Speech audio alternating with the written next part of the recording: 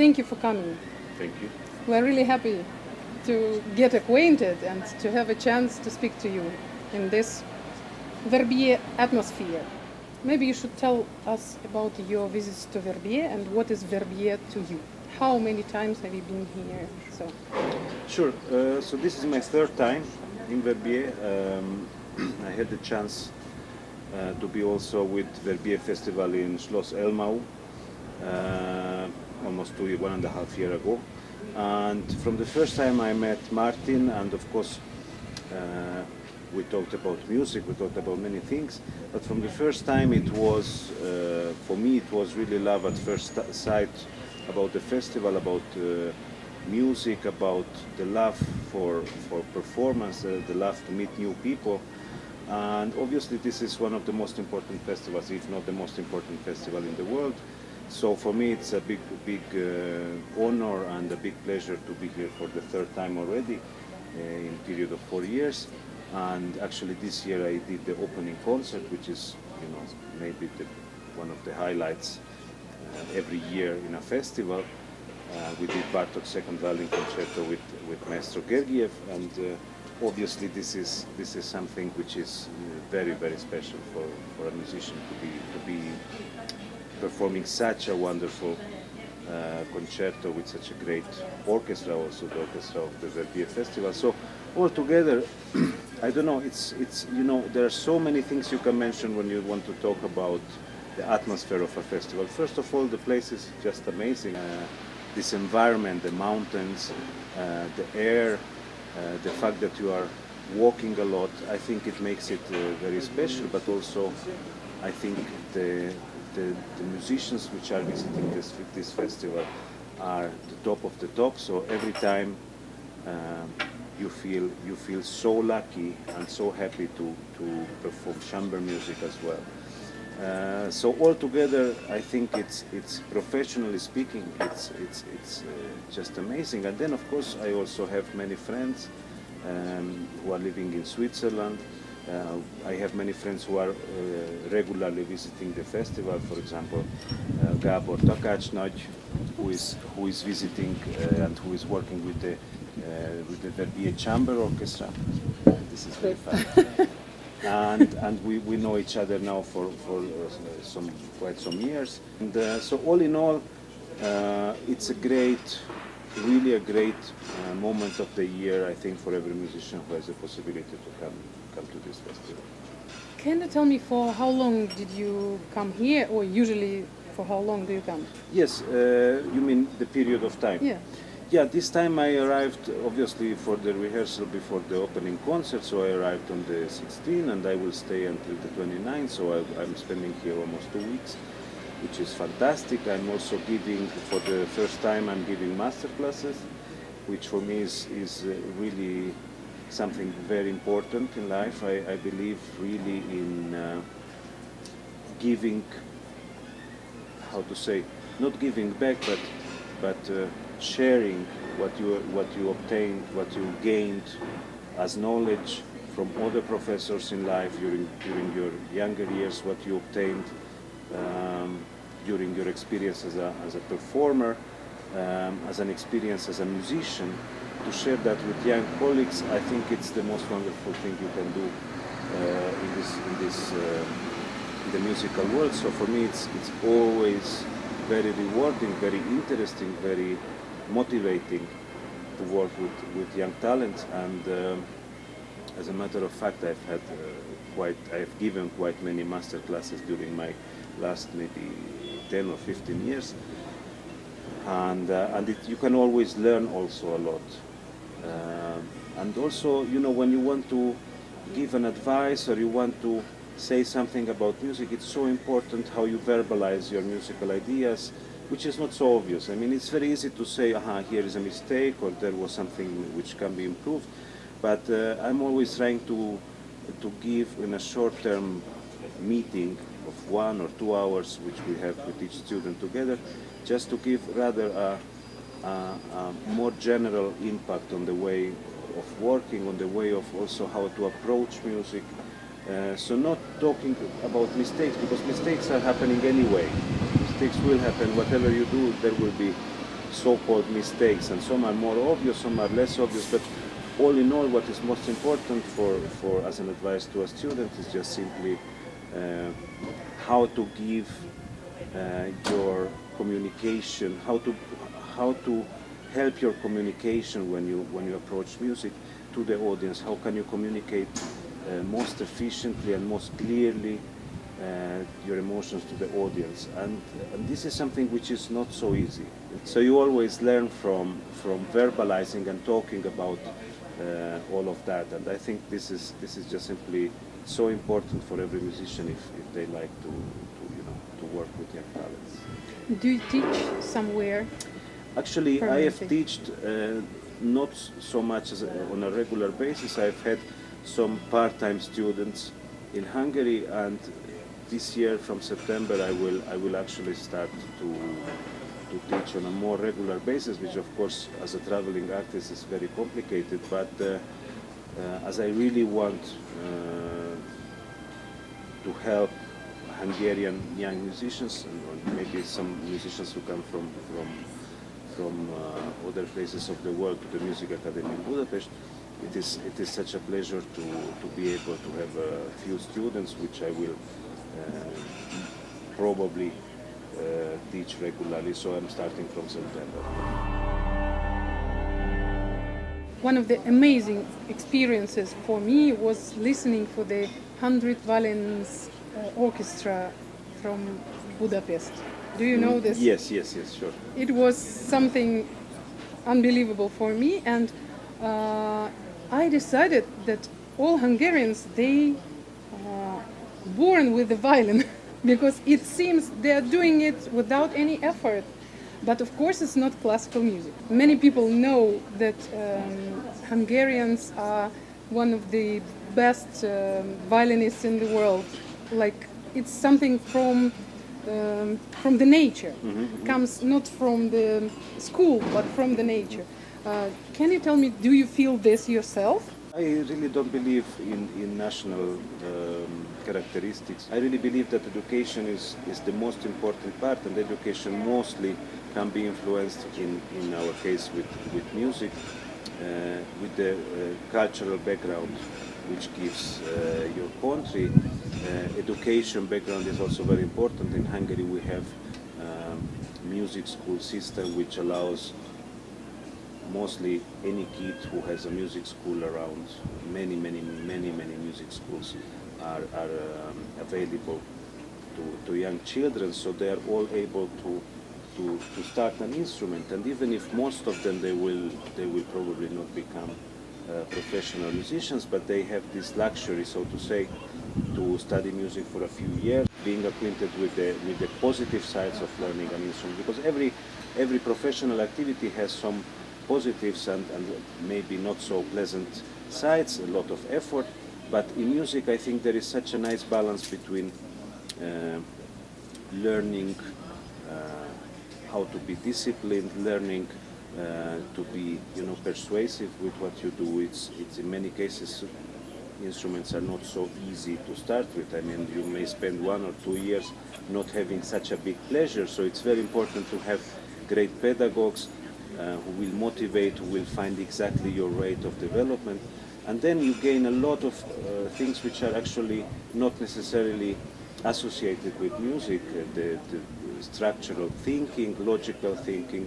In fact, there are many studies which prove that the kids who learn music, they are also performing better in school in completely different other activities. So it is for sure something very useful.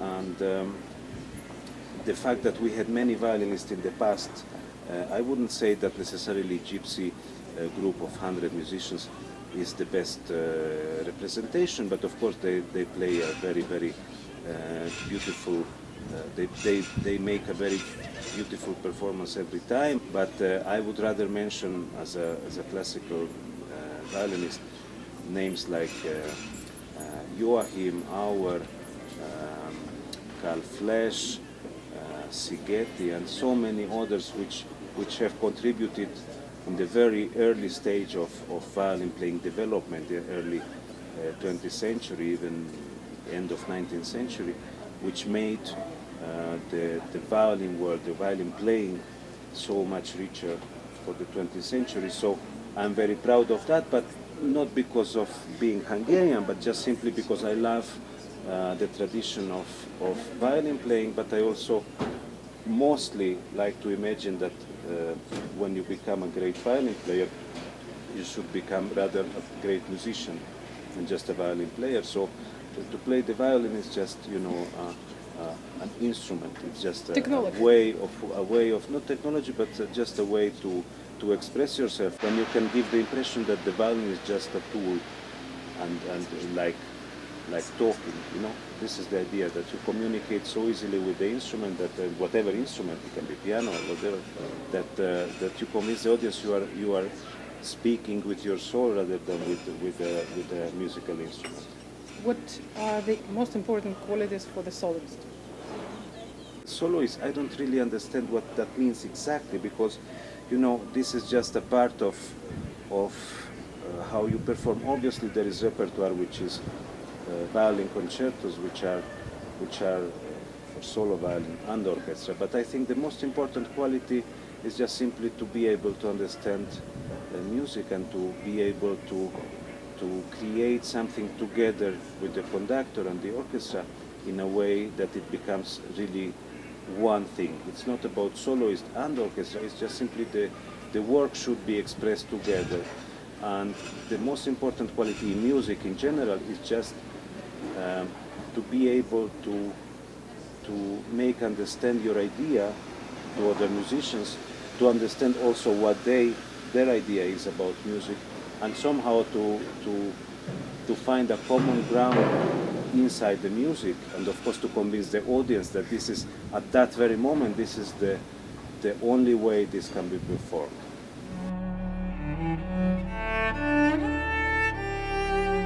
I've visited your performance on the opening concert, and bravo, thank you. I've listened to Bartok, and as well it was the Isaïe after. Yes. For me, the highest level can be seen only in a solo performance. So, and I understood that I wanted then to stop the other concert and to listen to you, the other part, playing solo. What can you tell me? What is the difference between playing with orchestra, playing solo?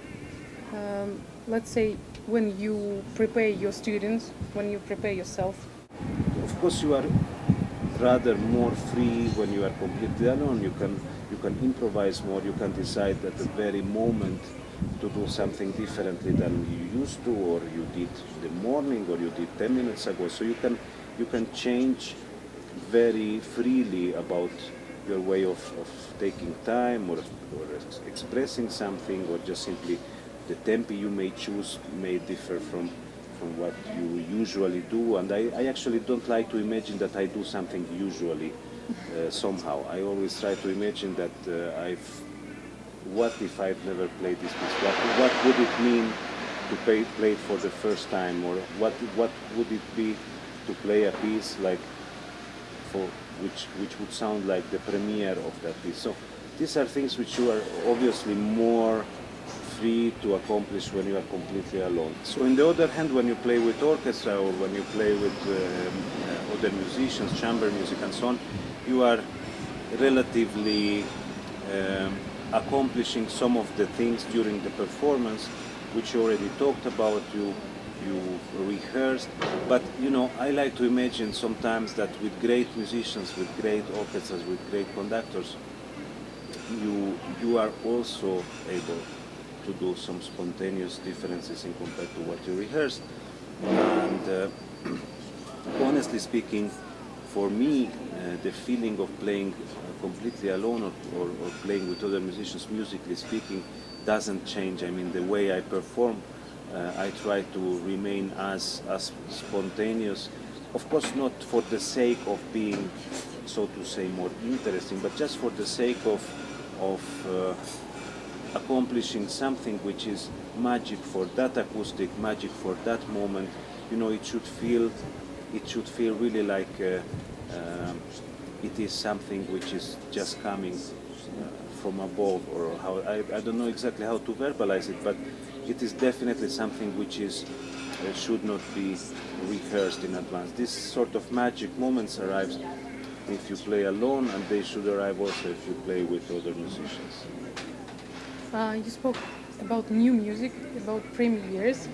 Uh, if there is some difference, or maybe you just can comment it somehow, when you play some classical music for the first time for you, it's your own premiere, and when you play the real premiere when it's unknown piece, if there is any difference, and how do you approach, or it's the same? I mean, nothing is the same. Every piece is different, every composer is different, and you are also changing every day, most probably. And I hope for an artist, and I hope for myself, that you never remain something, predictable. I think what we also enjoy in music is not something which we know will come after harmony. We like the unexpected in music, and also the audience. Some to retain the attention of the musician and of the audience, you have to be, so to say, unpredictable in a way. So what I enjoy in new music, what I enjoy in older music, in romantic repertoire, in 20th century, in Baroque repertoire, is exactly when the genius of the composer finds something which is out of the box, which is out of the normal harmony chain, which so to say, good or correct composer would write. The genius will write something which is probably out of the box and unexpected. So this is what I look in every kind of music, and when I repeat, when I don't play it for the first time, I try to have the same impression again. I don't want to think that I know the piece already and I know what will happen. I try to find new things which maybe last time didn't attract my attention. And this happens normally when you touch a great masterpiece. It's always gonna happen. What are the highlights of your life, of your entire life, not only in music, just as a personality? I hope that there are no musicians who can differentiate from their musical life, their personal life. I mean, of course, you have private life, which is, but it is so nice when you can somehow share your musical life with your private life. So it's, for me, I think as a musician, it's very important that the person who is with you is able to understand your musical, ideas, your musical way of thinking, because music is not just a métier, it's not a profession. Music is a lifestyle, and I really consider music as my life. So of course I think about family, and I think it's a very important part also of every human being. But everything somehow it's integrated together. So I don't think it is possible to say, okay, my musical life is like this and then my private life is like that. I think it's very hard. Obviously, in many cases, you have to share, because time goes anyway. So if you do music or you do something else, time is just going. So you have sometimes to be very conscious about your choices on schedule, your choices about how to organize your time. But I think it is absolutely possible, and there are so many wonderful examples of musicians who have wonderful families. Misha Maisky, every time I meet him, he's talking about children and how important is family. And of course, there are many great cellists, but look how wonderful my children are. So he's probably more proud of his children than his music playing, which is absolutely wonderful. Of course, it's a little bit on a humor side, but I think it is very important that a musician lives also a relatively normal life, which is never normal if you are a musician completely. Mm-hmm. Do you have children? Not yet. Not yet. Do you have time to spend it with your family? Yes, I mean that was I was just talking about. I mean you have to be very conscious about your time, about organizing, about where can you go together with your loved ones, and when you are just simply busy, and you know she may be busy at some point, your partner may be busy also. So it's not always an easy task, but I think everything is possible when you want to. You stay in Verbier for 2 weeks. How many concerts do you have during these 2 weeks? I had two, and I will have one more. What do you do here? Yes, I mean, well, first of all, you feel so strange that you are staying in one place for 2 weeks. This is my first impression always, that, oh my God, I'm not traveling tomorrow or after tomorrow or just or yesterday. So it is great just to be a little bit, you know, in the same place. It's already phenomenal, and if it's a place like Verbier, it's even more so. Obviously, you have plenty of concerts here, so. You can listen to so many great concerts, great people. You are interested in friends. We didn't meet for long, so I cannot really say, oh, my old friend, but Mark Pushkov, I just met recently in Tchaikovsky competition, and I was so happy to see the talent of a young violinist and a young musician who is so hungry for music. So we spent some time talking. I also had the opportunity to meet Vladimir Kramnik, whom I know now I think it's more than 20 years.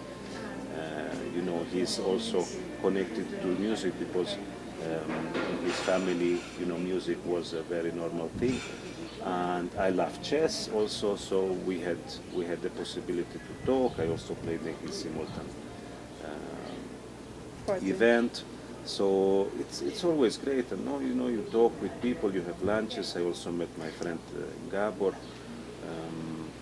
and you know, and you visit concerts. So basically, you have that, and if you are not too busy during the day and you have the energy, you can just simply join an evening dinner, which we have here in Verbier every evening, where again you meet great people, and it's wonderful to be here. I think this is my conclusion. Not because you do something so special. I mean, you can go up to Montfort, or you can just have a wonderful fondue at one of the restaurants on the way up. But the idea is, I think, mainly to enjoy the wonderful atmosphere, and we have great weather so far for 1 week. So I just enjoy, you know, not being so busy.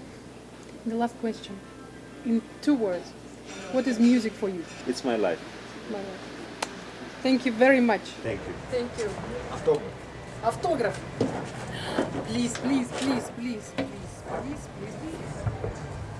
Here you are. Not here.